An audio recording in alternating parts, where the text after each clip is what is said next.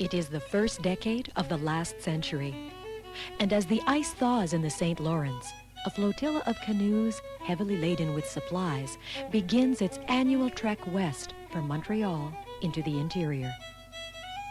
It will travel up the Ottawa, across land to the French River, down Georgian Bay, along the shores of Lake Huron to Sault Ste. Marie, and then into Lake Superior.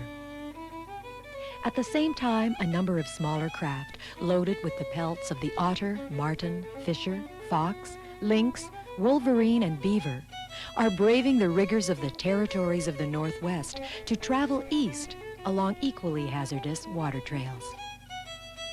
Both are intent on arriving at the same destination, the great inland headquarters of the Northwest Company, Fort William, on the north shores of Lake Superior.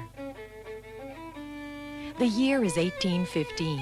The fort is the hinge of the Northwest Company's fur trade, and early summer marks the time of the great rendezvous, a time for gentlemen, engagés, and native alike to relax and re-energize after a long and bitter winter. Old Fort William is alive today with the history of 1815. The 42 buildings include among them Thunder Bay's first grain elevator of sorts, and a reconstruction of the area's first jail.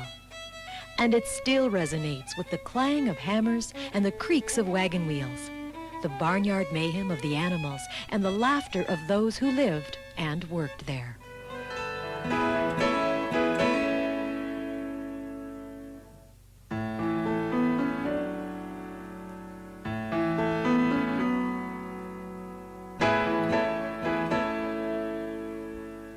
Seven horses, 32 cows and bulls, a large number of sheep, swine, and chickens, and a multitude of cats.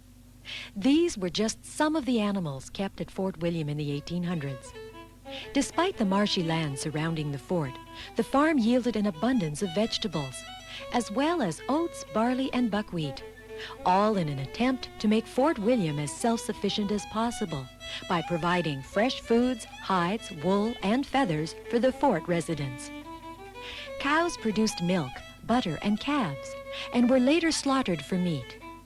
Horses and oxen did the plowing, clearing, and hauling. Chickens laid eggs, provided meat, and feathers for pillows. Cattle also gave the horns that were used to carry gunpowder. And cats, well, they kept the rodent population in check. Everything had a purpose and everything worked for the good of the fort. Although sheep were kept at Fort William, they were kept mainly for meat. Their wool was used only to stuff gentlemen's mattresses. After all, if everyone learned how to spin and weave, then who would purchase the woolen blankets and yard goods that were sold by the Northwest Company? The farm also provided work for anyone who had idle hours. Usually the engagés or native women worked alongside the fort herdsmen and fieldsmen. In fact, one worker, a man known as Antoine Collin, still has descendants in this area.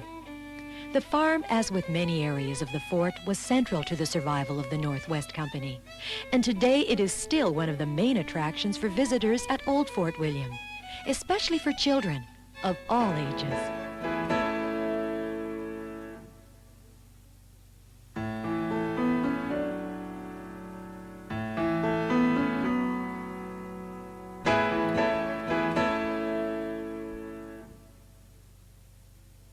Can you imagine how much bread could be baked with 10 tons of flour? Or how many biscuits or scones? Or how frantic a bakery would be just trying to produce such volumes? Well, now you have a small idea of how busy the bakehouse at Fort William was during the summer months, when the Northwest Company partners, agents, and voyageurs arrived at Fort William for the great rendezvous. That's right, 10 tons of flour in one summer to produce all the bread and biscuits that could be consumed. These days, the bakery at Old Fort William produces a leisurely 100 loaves of stone-ground whole wheat bread a day, and a variety of scones and biscuits, most of which a visitor can enjoy, along with a hearty bowl of soup or stew in the fort canteen. But in the days of the fur trade at Fort William, the enormous bakery ovens supplied bread for the gentlemen diners of the Great Hall and also for the ravenous voyageurs. In fact, it was customary to greet each voyageur with a loaf of fresh bread upon his arrival at the fort. The smell of fresh bread was as appealing then as it is today, and no visit to Old Fort William would be complete without a slice of whole wheat bread and butter, or still warm from the oven biscuits or scones. Makes your mouth water just thinking about it, doesn't it?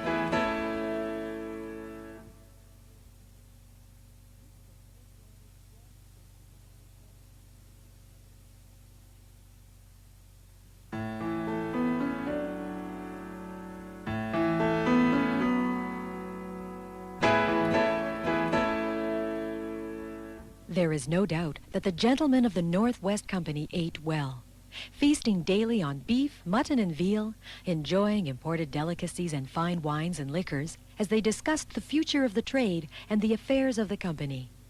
The meals were prepared in the Fort William kitchen at the back of the Great Hall, usually by native and Métis women under the watchful eye of an important chef brought in from Montreal, especially for the summer months.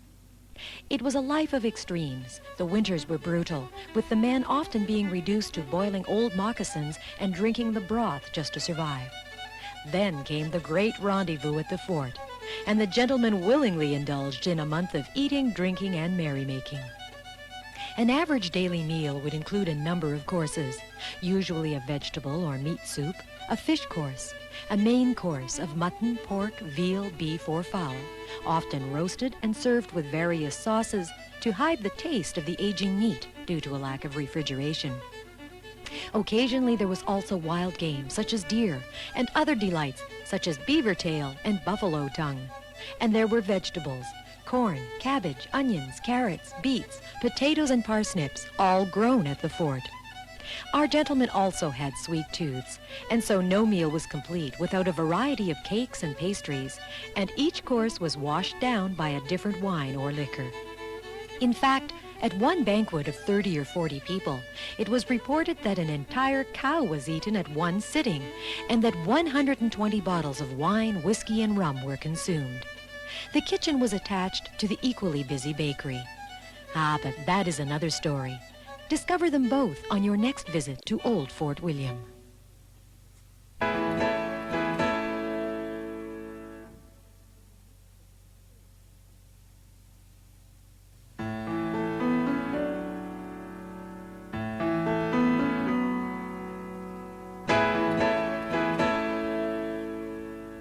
The Great Hall at Fort William was definitely one of the more elegant buildings to have been constructed by the Northwest Company.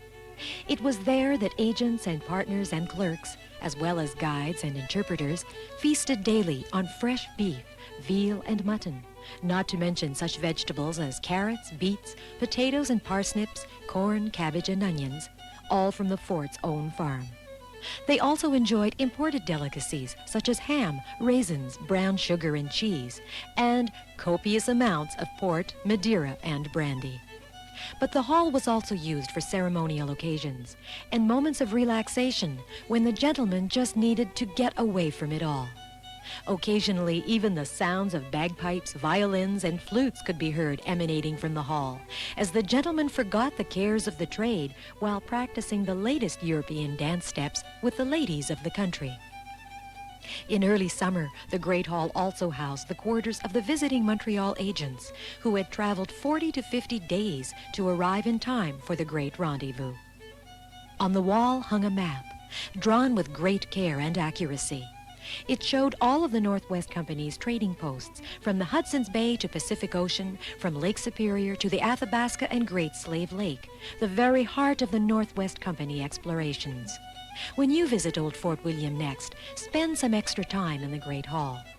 Perhaps even close your eyes and breathe in the moment that was theirs as you experience the days of the great rendezvous, when agents and partners and natives and voyageurs jammed the fort with excitement and adventure, and the Great Hall was alive with music and laughter.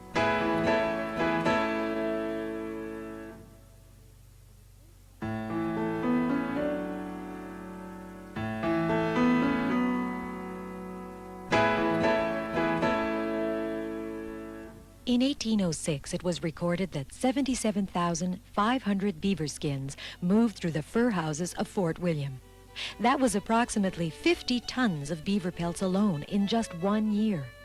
And besides beaver, the fur stores at Fort William also held muskrat, marten, otter, mink, badger, lynx, black bear, grizzly, deer, wolf, raccoon, buffalo, fox, moose, wolverine, and even squirrel.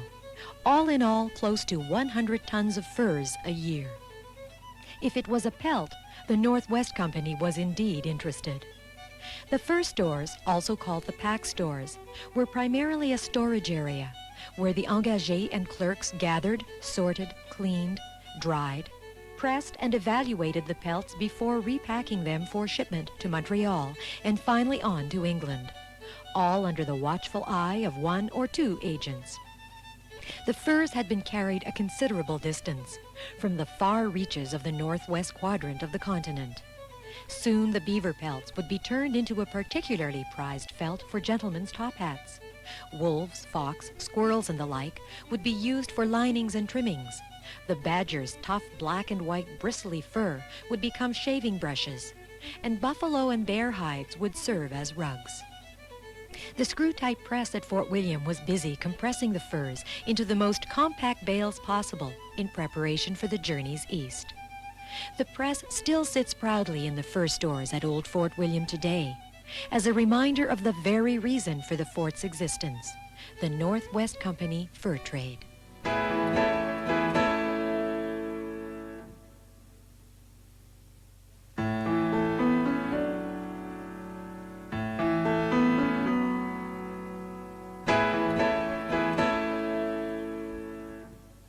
Dr. John McLoughlin, one of the more interesting partners of the Northwest Company, has earned his place not only in the history books of Canada, but also those of the United States. There he is known as the Father of Oregon because of his assistance to the American settlers in that region. McLoughlin was born in Rivière-du-Loup. He was trained in Quebec as a physician, being a mere 18 years of age when he received his license as a surgeon and apothecary. Shortly after this, he entered the service of the Northwest Company, and in 1814 became a partner. The apothecary was attached to his living quarters at the fort, and medical practice of the day was indeed primitive, to say the least. Bloodletting or purges were common practice for ridding the body of superfluous fluids, and it was not uncommon for the good doctor to prescribe treatments involving doses of mercury, arsenic, strychnine, opium, or prussic acid.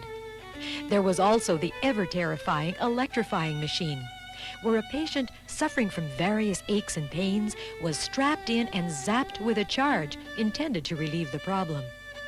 Whether it did or not is another issue, but it certainly supported the medical theory of the day known as counter-irritation, which held that treatment should produce new and often violent reactions. No doubt, any ailing engagé might have been the wiser to seek out the help of the native doctors instead, where at the very most he would be subjected to treatment with herbs, infusions, sweatings, and a few incantations. Nevertheless, the good Dr. McLoughlin served the fort well, and a visit to his house, apothecary, and the hospital are well worth it next time you visit Old Fort William.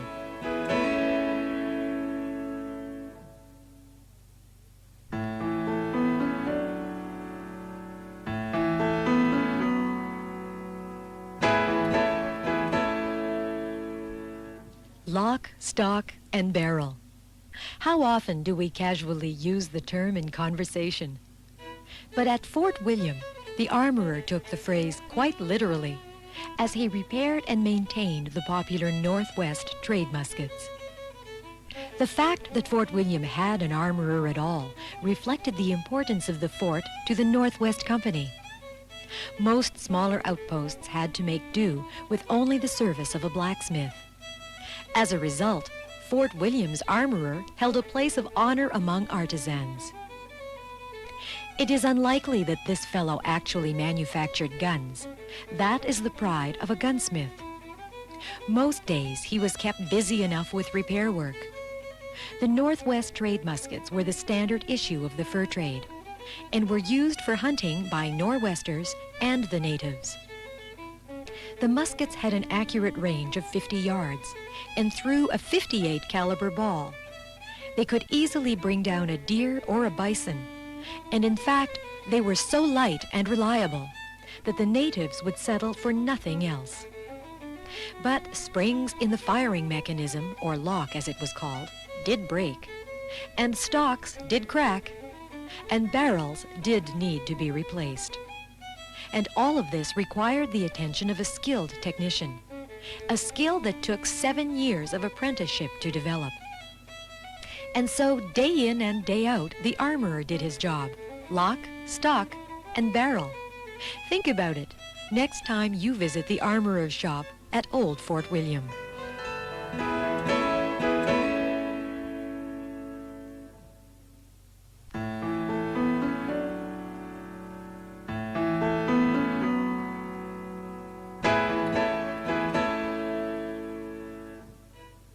To think of the early days of the Northwest Company at Fort William is to conjure up images of native fur traders, rough-hewn and colorful voyageurs, and tough Scottish businessmen.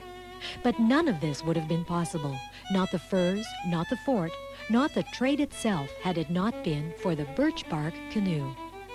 Truly amazing vehicles, usually measuring 24 to 36 feet in length, the canoes carried voyageurs and cargo from Montreal to Fort William and on into the far reaches of the interior and back again. They endured grueling portages. They crossed many lakes, often through rough waters and strong winds, and they suffered the rigors of the northern climate. Was it any wonder that when they arrived at Fort William, they were often battered and in much need of repair? Many were so badly abused by their journey that they needed to be replaced.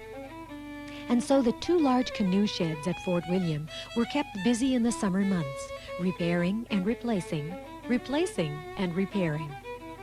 There were 2 or 3 master canoe builders at the fort and dozens of helpers, usually native women from the area, who worked to accumulate credits, which they later spent in the Indian shop. Also, records show that French-Canadian engagés also worked as canoe builders, and work they did. 40 to 60 canoes were usually built each year. Today you can still enjoy watching Old Fort William's master canoe builder hard at work. But with the fur trade having given way to the tourist trade, he usually manages to complete only 1 canoe per summer.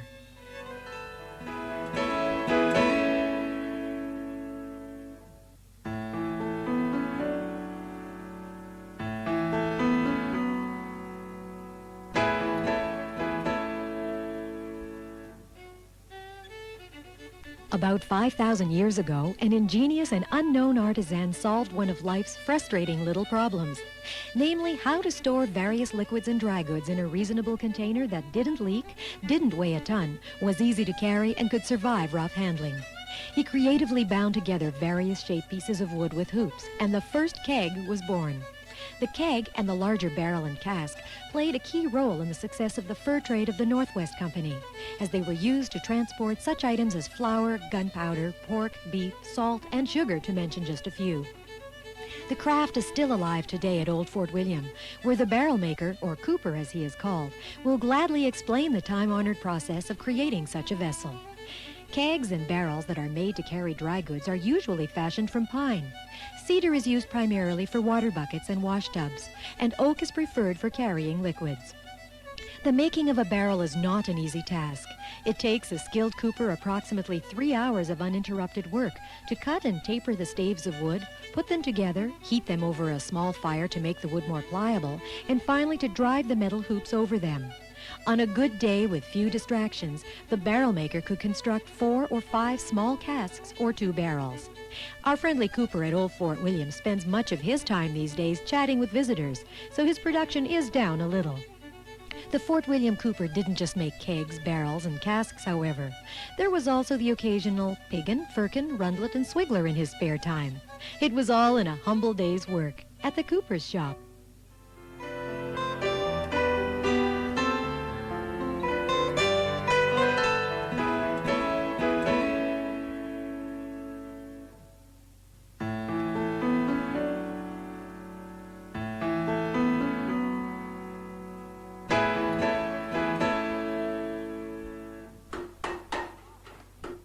In the tradesmen's square of Fort William, a number of artisans could be found working long hours to produce and repair the various items required to keep Fort William alive and thriving.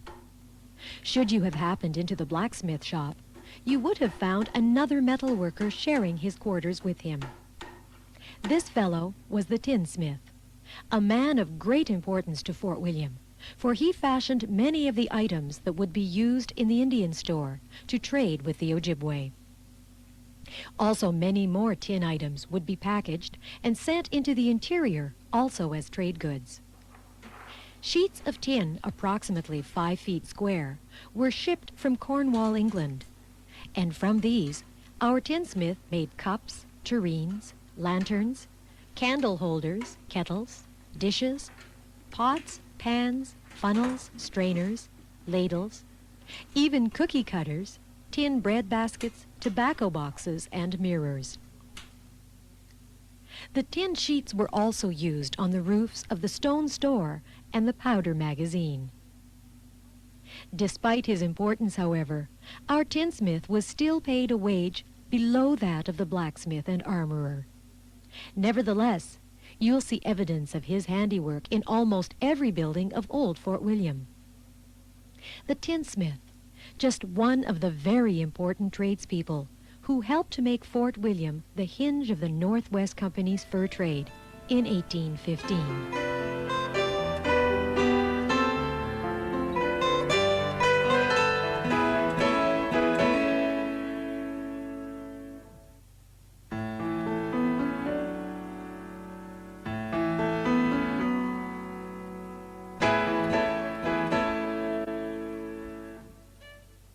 Sinister-looking, long-haired men in blanket coats and ostrich feathers in their hats, smoking and cooking and feeding fires.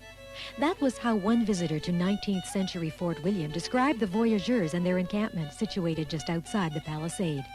Actually, there were 2 Voyageur encampments at Fort William, for 2 very different groups of Voyageurs. The Hivernants, or winters, who traveled from and wintered in the interior, called themselves Hommes du Nord, or Northmen. They had little respect for the Montrealers, who brought supplies from Montreal to the fort in the spring and returned to Montreal after rendezvous with furs and pelts destined for Europe. These men they called Mangeurs du Lard, or pork eaters. Nevertheless, the Voyageurs were the very backbone of the Northwest Company. They regularly traveled over 3,000 miles between Lachine and Athabasca country, all in the name of the fur trade. Frequently they worked 18-hour days and were responsible for carrying a great number of heavy packs. Ideally, Voyageurs were no taller than 5'4". They lived mostly on a diet of corn and lard with a little fish or game thrown in now and then when it could be caught.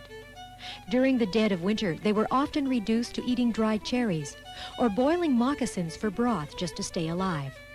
But there were Voyageurs, and then there were Voyageur guides, definitely the elite of Voyageurs.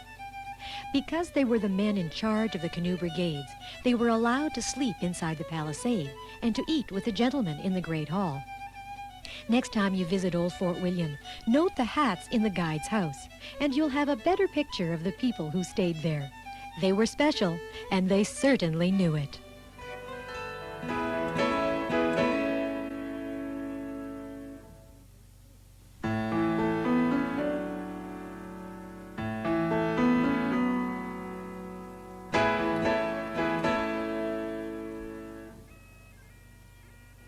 In early summer of each year, voyageurs, agents, and partners converged on Fort William for what became known as the Great Rendezvous. It was a colorful and boisterous time, a time of relaxation and celebration after the harsh winter in the interior, a time of hustle and bustle and great energy, and a time for the gentlemen of the Northwest Company to meet and to take a long, hard look at the company's assets, to review the year's activities and accomplishments, and to plan the strategies for the future. These meetings took place in the most important business building at the fort, the Council House. It was here that rumors about Lord Selkirk's activities in the Red River abounded, where schemes for dealing with the Hudson's Bay Company were plotted, and where the exploits of men the likes of Simon Fraser were deliberated at great length. Should you have happened to pass by the council house at the right moment, you might have heard the Montreal agents and the wintering partners embroiled in a heated debate about the future of the trade and the company. But you would never have been allowed to set foot inside the building, for this was the exclusive domain of partners and agents. However, next time that you're out at Old Fort William, you will not only get a glimpse of the gentlemen in action, but you will have the opportunity to admire the unusual furniture as you watch them sip their fine wine from delicate Irish crystal. The Council House. Ah, what secrets of Canadian history it must hold within its walls. But alas, walls don't talk.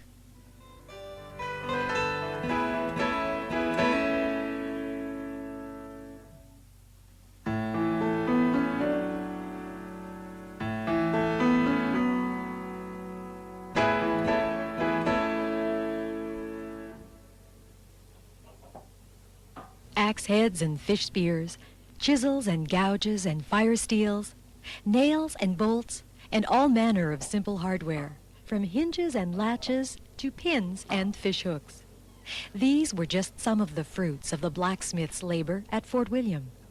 And for his work, this tradesman was paid approximately £50 a year, or 250 American dollars 200 years ago. There was usually one full-time blacksmith at Fort William, but summertime meant increased activity in and around the fort, and so one or two others were usually brought in to help. Iron was at a premium and very expensive to import, so the blacksmith also spent much of his time repairing important items such as traps and making nails. It was too expensive to import barrels of nails, so 8 to 10 foot long square nail rods were brought into the fort, and these were converted by our versatile blacksmith into nails and spikes at a rate of approximately 1,000 nails a day. Occasionally he was also asked to make shoes for the horses and oxen at the fort, and should he be sent to a post further inland, the blacksmith was expected to serve as armourer as well. Certainly, the fur trade could not have been as successful were it not for the blacksmith. His workmanship might not have been as fancy or as intricate as that of the armourer, but it definitely reached many more people.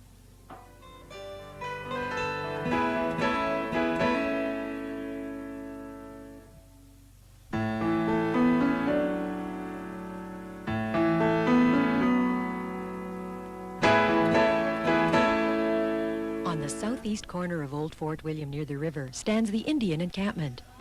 While the Ojibwe shifted their camp from time to time, records show that approximately 150 natives were attached to the fort on a more or less permanent basis. Those who worked regularly at Fort William lived close to the fort, while the encampment just outside the palisade was usually reserved for visitors who came to the fort to trade furs or to pay off debts. The fort and the Ojibwe operated on a credit system. The natives would obtain goods from the Indian shop in the fall, which they took back to their hunting areas. The following spring, they returned to the fort with pelts and skins to pay their debts and to pick up new goods on credit.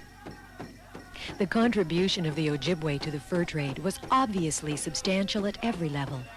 But did you know that they contributed more than just furs and labor? They also offered support as doctors. The natives practiced a natural folk medicine, which could treat anything from arthritis to toothaches. The Ojibwe were an industrious and self-sufficient people, and before the arrival of the Europeans, they worked with leather, stone, quills, bone, shells, fur, bark, and wood to produce their own clothing, tools, and shelter. Later, they purchased beads and mirrors, pots, pans, and traps, blankets, various fabrics, ribbons, and thread, muskets and powder and tobacco from the Indian shop at Fort William. Twists of tobacco were especially important because of the spiritual significance. The Ojibwe of Fort William, part of the very lifeblood of the fur trade and the Northwest Company.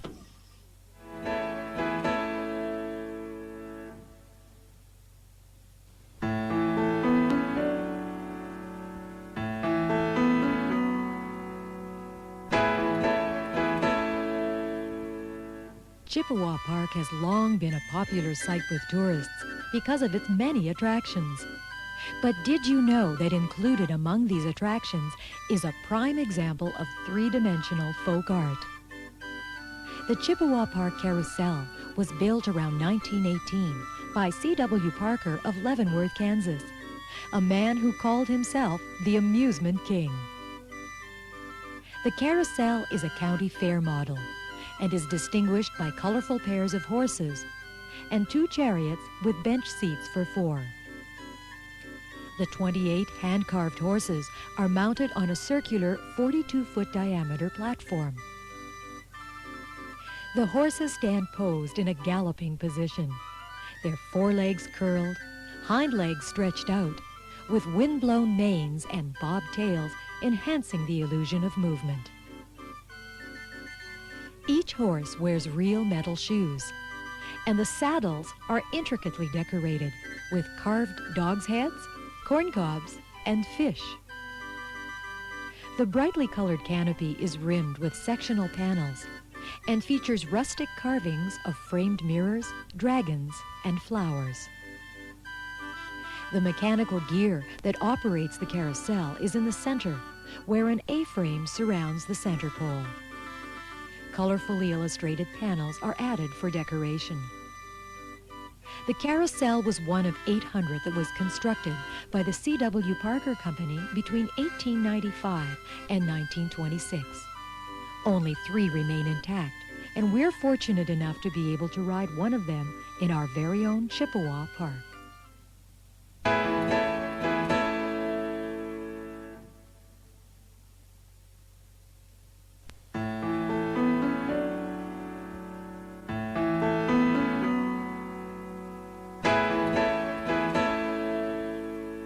To save you time and money, please be advised that music in this room for dancing Friday and Saturday night is Western with a beat, boogie and honky-tonk, blues and old-time rock and roll.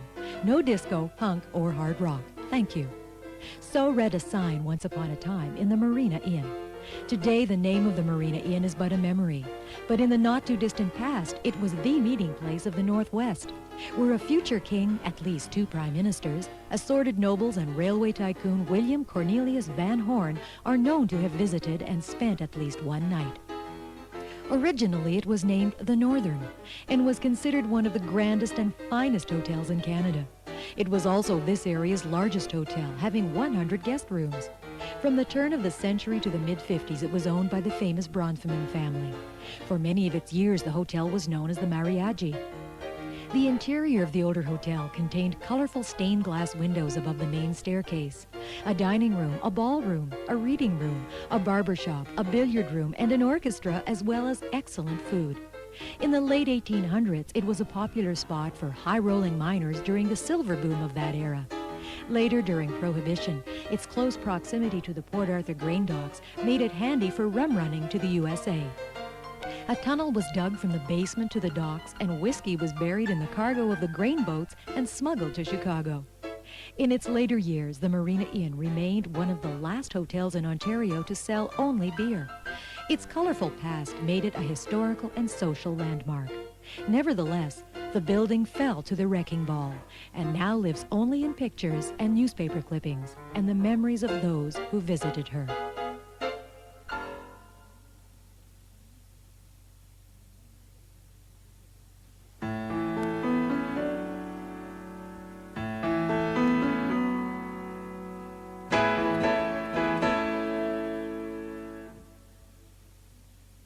Sitting on the Court Street Ridge, on the property of the HMCS Griffin, is a small part of Lakehead history. It's a house that once belonged to the first mayor of the city of Port Arthur. Thomas Marks commissioned the house, which was built in 1895. It soon became known as Mr. Marks' palatial residence. Constructed of timber, brick, and red sandstone, the house features an octagonal wooden tower at the southeast corner. The roof of the porch is supported by columns, while the base of the porch features Verte Island stone. The first floor of the house is made of brick, and the second floor is of wood. Other features include dormers on all 4 faces of the roof. Thomas Marks remained in this house until 1902, when it was purchased by James Whalen, who named it Glenshire. Then, in 1925, it went to the Sisters of St. Joseph. And finally, in 1943, it was obtained by the HMCS Griffin. And so it remains today, as a gentle reminder of its grander, more elegant past. The Whalen House, filled with memories of the early days of one of the busiest ports on the Great Lakes.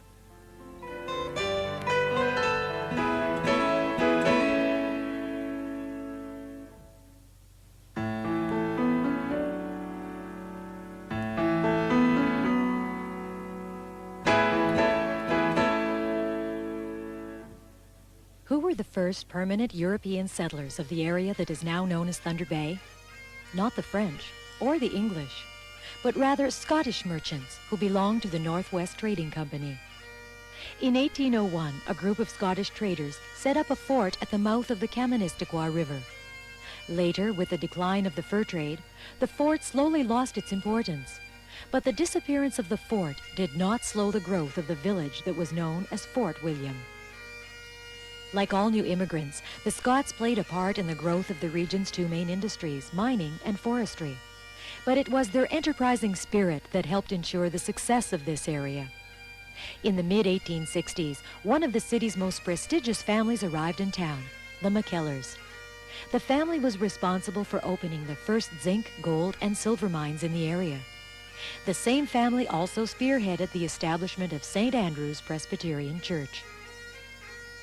McKellar Hospital was also created from this same enterprising spark, when Peter McKellar received a grant to build the John McKellar Hospital. A fellow Scot, Robert McVicker, was responsible for setting up the city's first post office at the creek that still bears his name today. And in 1884, it was a Scottish mining engineer, Thomas McLoughlin, who found the formations that led to the opening of the Silver Islet mine. So the next time you glance up at Mount McKay, or at the McIntyre River, give some thought to the enterprising young Scots who helped to shape the early history of the Thunder Bay area.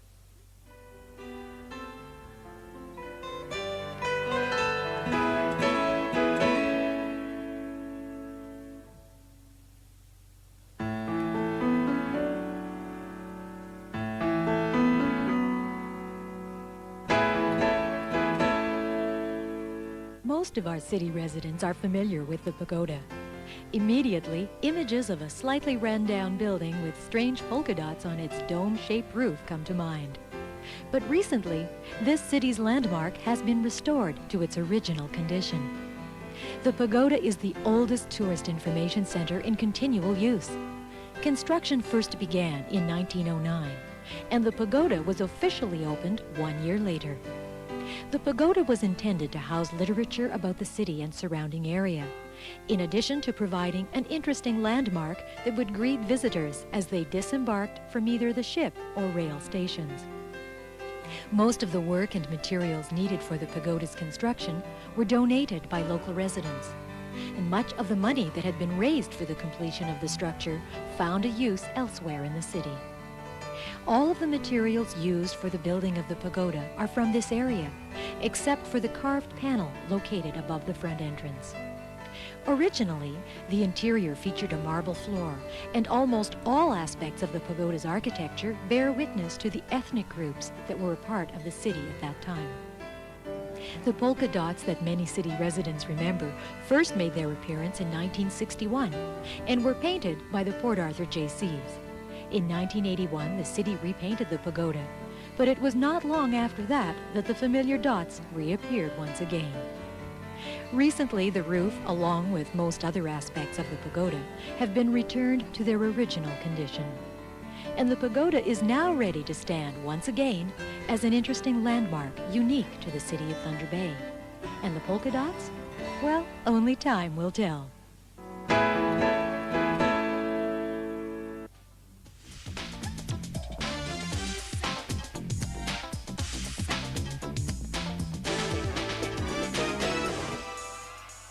TV